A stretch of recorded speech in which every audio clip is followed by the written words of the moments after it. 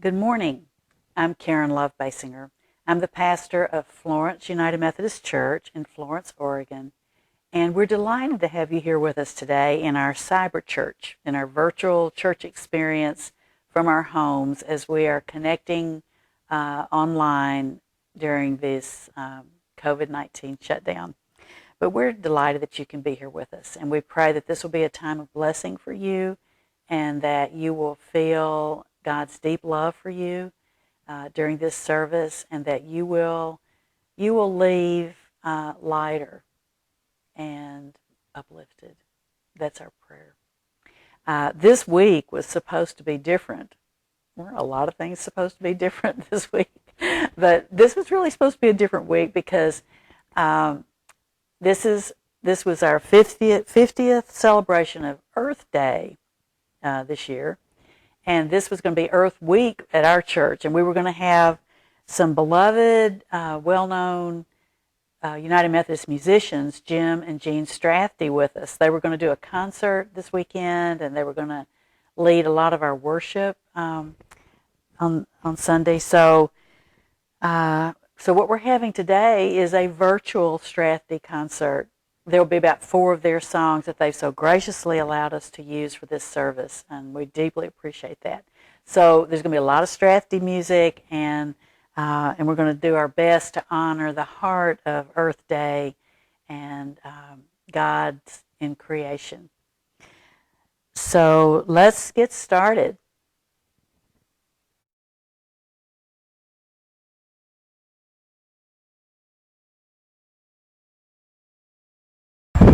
Hey everybody, this is Carolyn Muncie. I'm saying lots of prayers from my heart to you, and thank you for your prayers to me. Can't wait to see everybody soon. Hi, Becky Wilson here. Just want to let you know I miss you so much, but hopefully we'll be together again one of these days. Stay safe, and God bless you all. Hi, this is Renee. I'm in my backyard. This is my garden of weed. Just wanted to share a little poem my grandma used to say when she'd come up the stairs. Good morning, Murray Sunshine. How did you wake so soon? You scared the little birds away and shine away the moon. And Fritzy knows more of this verse if you want to call her. Bye-bye. Hi, happy Sunday. Hi. We're at Bones Nursery, and the things are blooming, and Kathy is all excited because this is blue, and she says it's purple. And he wasn't going to say anything. Isn't that amazing? All right, we're sending love to everyone. And you notice we're in good shape out here. So take care, stay home, stay safe, and we love you all. Wear your mask.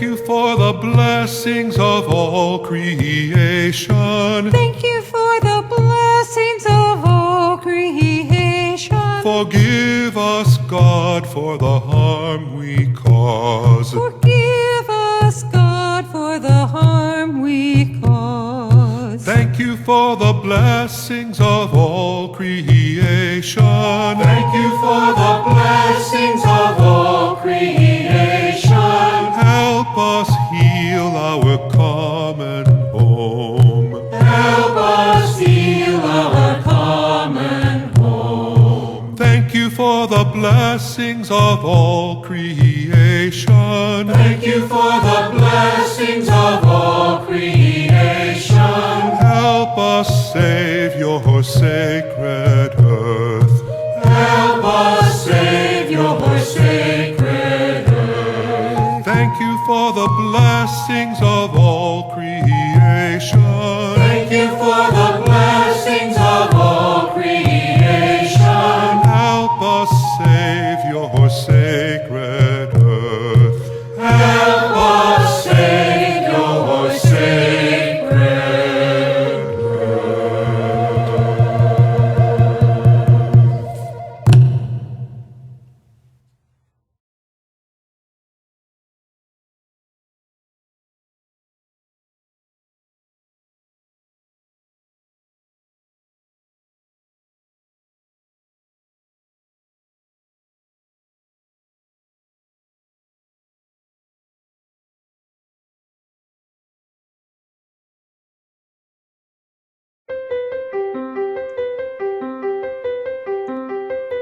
Our God in heaven, holy is your name.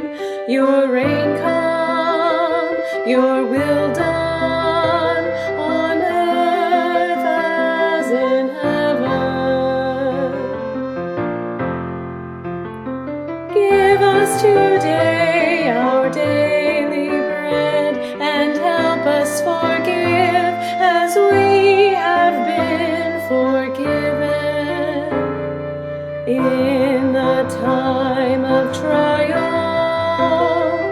lead us into light, for yours is the kingdom and the power and the glory forever.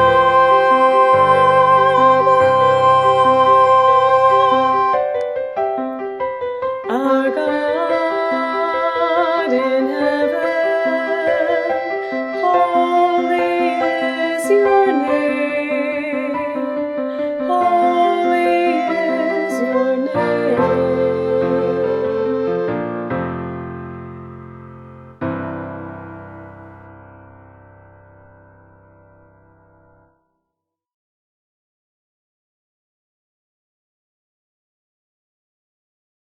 On that same day, 2 disciples were traveling to a village called Emmaus, about 7 miles from Jerusalem. They were talking to each other about everything that had happened. While they were discussing these things, Jesus himself arrived and joined them on their journey. They were prevented from recognizing him. He said to them, "What are you talking about as you walk along?" They stopped, their faces downcast. The one named Cleopas replied, "Are you the only visitor to Jerusalem who is unaware of these things that have taken place there over the last few days?" He said to them, "What things?" They said to him, "The things about Jesus of Nazareth. Because of his powerful deeds and words, he was recognized by God and all the people as a prophet. But our chief priests and our leaders handed him over to be sentenced to death, and they crucified him. We had hoped he was the one who would redeem Israel. All these things happened 3 days ago, but there's more. Some women from our group have left us stunned. They went to the tomb early this morning and didn't find his body. They came to us saying that they had even seen a vision of angels who told them he is alive.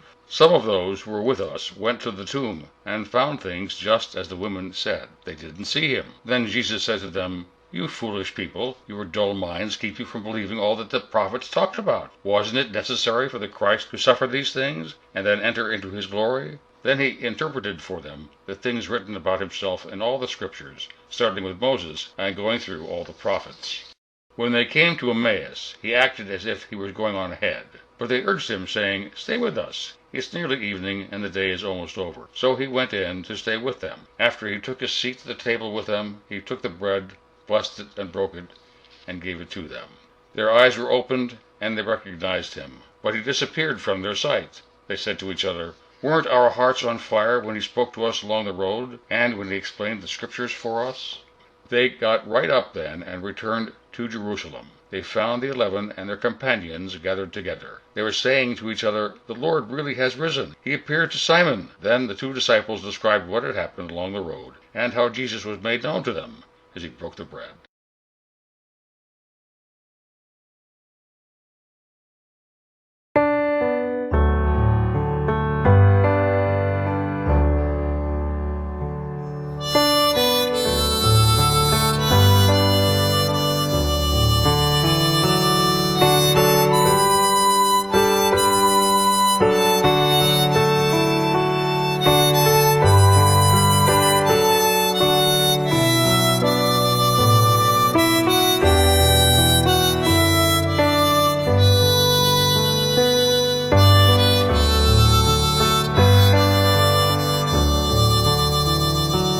Where the green will rise again, bud and blossom in the breaking, earth will smile and ease her aching, drought or flood through sun and rain, so the green will rise again. Water river clear again, when with skill and science blending, health returns from our befriending, when we watch and nurture then, there the green will rise again. Hands and minds with vision plain, people with a sense of wonder, carrying lives that do not squander, plant for futures to sustain.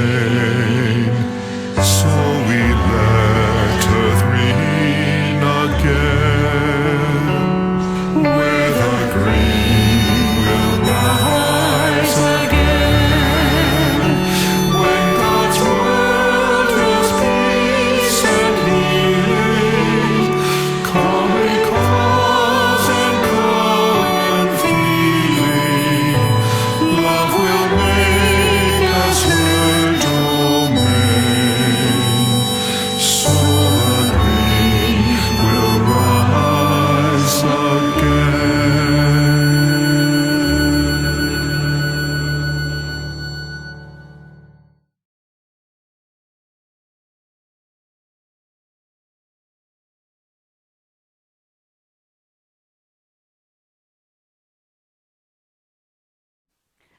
What in the world is happening in our reading today from the Gospel of Luke, in one of the most beloved post-resurrection stories that we have? And it's so full of irony and mystery and finally, at the end, joy. It's Sunday. It's the Sunday where Jesus has been resurrected, and the 2 disciples are walking from Jerusalem to a town called Emmaus. Now, scholars are not totally sure where Emmaus is located. There's differing opinions about how far from Jerusalem Emmaus actually was. In fact, I read one commentary that was wondering whether Emmaus might be the name of one of the disciples walking that day and not even a destination at all. So there's not a lot of clarity on some of the details. Now, Jesus joins the disciples, Luke says, and they don't recognize him. They treat him as a stranger. And in the conversation that Luke records, they tell him what's just happened, what's happened with the crucifixion and the resurrection, and how could he not know all that? And he explains why things had to go down as they did, the connection that we too often want to avoid between suffering and triumph or exaltation and between death and resurrection.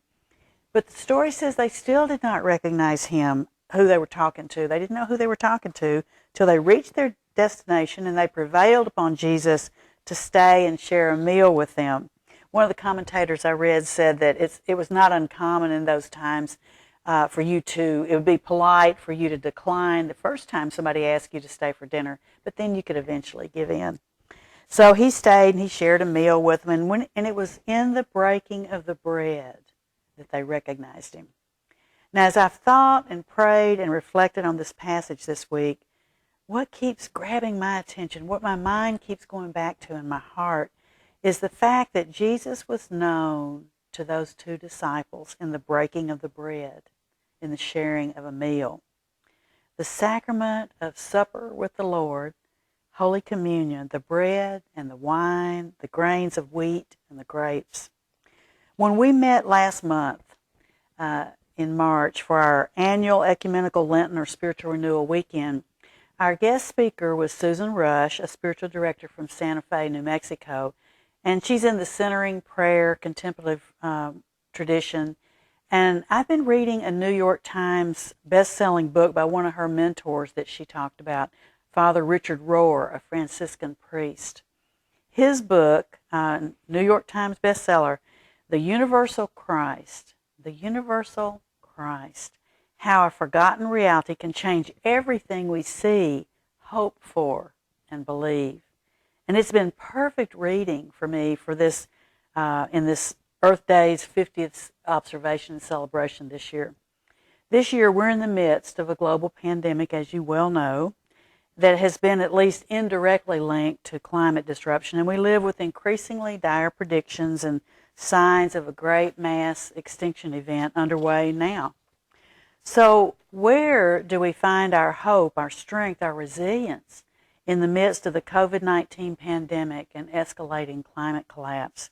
As we're ordered to shelter in place by our government and our bishop, Elaine Stanovsky, she's just given word that she's extending the suspension of our in-person worship and the use of our church's facilities until May 30th at least, unless our state governor, Kate Brown, lifts the restrictions in place, in which case we'll be able to begin to tentatively consider some degree or process of reentry.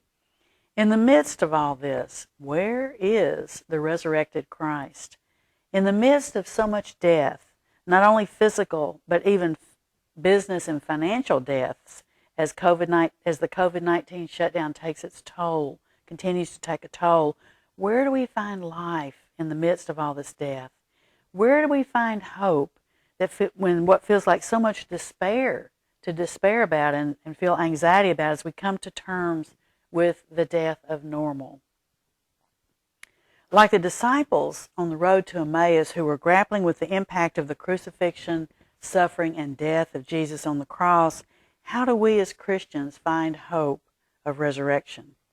Now, as we ourselves, as United Methodists, are on the eve of a split in our denomination, even if it has been postponed for a year due to COVID-19, as I've said to you before, every time the church splits, something of the whole picture, the wholeness of our faith gets lost. Well, what if we could return to some wholeness by picking up ancient understandings about the meaning of Christ, the word Christ, that were lost in the great schism or split of 1054? What if we could find a new level of hope and faith for our times?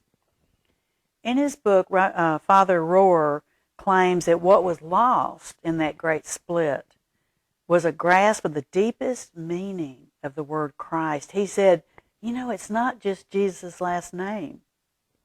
What if Christ is a name for the transcendent within of everything, every manifested thing in the entire universe?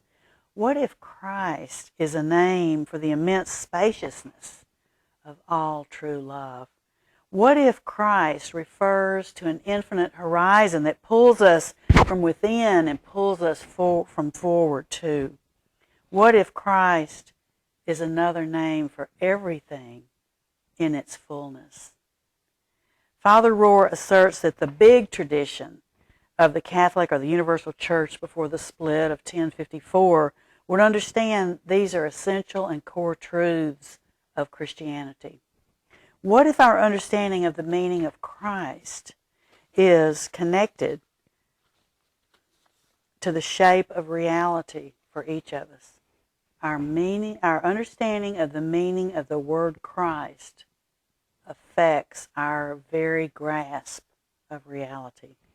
In other words, this message would transform the way we see, the way we live in our everyday world. What if we regrounded Christianity as a natural religion in this 50th year of celebrating Earth Day, and we held our faith not simply as based on special revelation to only a few lucky enlightened people? As the great theologian G.K. Chesterton wrote, your religion is not the church you belong to, but the cosmos you live inside of. Once we shift in perspective that the entire physical world around us, all of creation, is both the hiding place and the revelation place for God, this world becomes a whole different experience. It becomes home, safe, enchanted, offering grace to anyone who looks deeply, who contemplates. So it's ultimately about looking out at the world and looking in from a stance of oneness, a cosmic notion of Christ that competes with and excludes no one, but includes everyone and everything. Acts 10:15-34. Jesus came to earth, it says in Colossians 1:19, so that they all may be one. That was John 17:21. Jesus came to earth so that they may all be one. He came to unite and to reconcile all things in himself, everything in heaven and everything on earth, Colossians 1:19. So I invite you this week to experiment with praying this prayer, a breath prayer, just repeating it over and over as you walk, as you sit. Repeat it for centering, repeating over and over as you look around and within yourself. Christ is everywhere.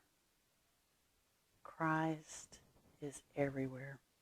Just let your body, your heart, your awareness of the physical world around you, and most especially your core connection with a larger energy field around you that we've talked about before. This week, sit and stand and walk and lie down with the prayer, Christ is everywhere. Christ is everywhere.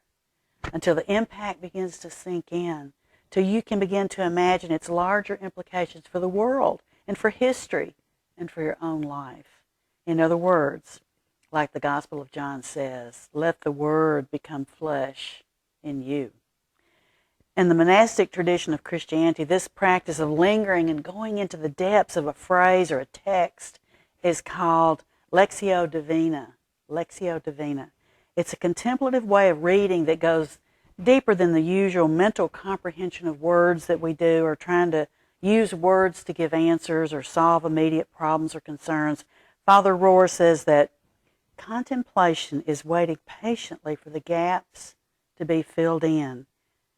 It does not insist on quick closures or easy answers. It never rushes to judgment, and in fact avoids making quick judgments, because judgments have more to do with the ego and personal control than with a loving search for the truth.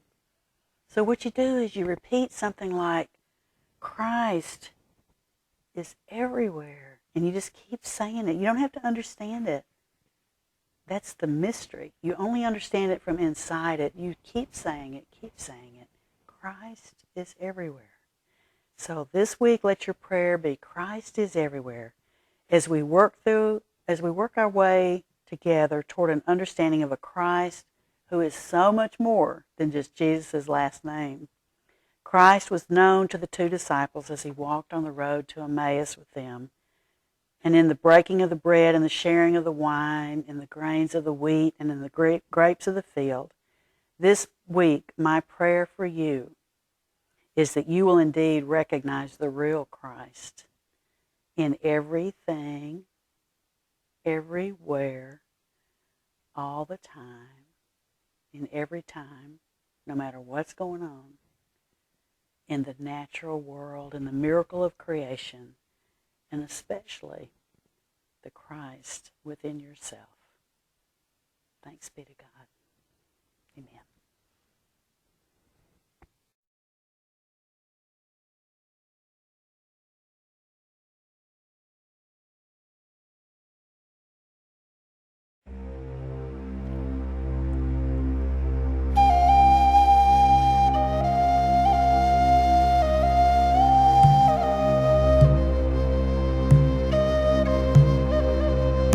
Mother Earth, our mother birthing every creature from the ground. Jesus too was flesh and breathing, kin to all that's green and brown. Celebrate with all creation, God has formed the web of life. Celebrate with all creation, God has formed the web of life. Sister Air, our sister lifting every creature born with wings. Jesus shared the breath of forest, breath that makes our spirit sing. Celebrate with all creation, God has formed the web of life. Celebrate with all creation, God has formed the web of life. Brother water, brother pulsing, deep through every vein and sea. Jesus drank the very raindrops for our wine and in our tea. Celebrate with all creation, God has formed the web of life. Celebrate with all creation, God has formed the web of life. Father fire, our Father burning with the sacred urge to live. Jesus' death completes the cycle. In his rising life he gives. Celebrate with all creation, God has formed the web of life. Celebrate with all creation, God has formed the web of life.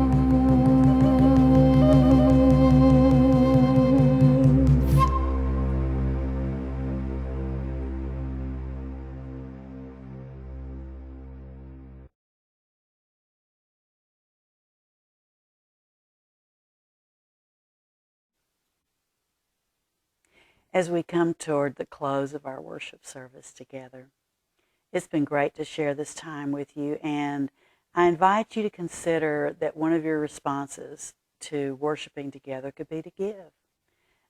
If you want to give to support our church, that would be awesome. You can mail us a check. You can. Some of you have been working on getting the ACH process handled, to be able to have payments sent to the church from your bank account.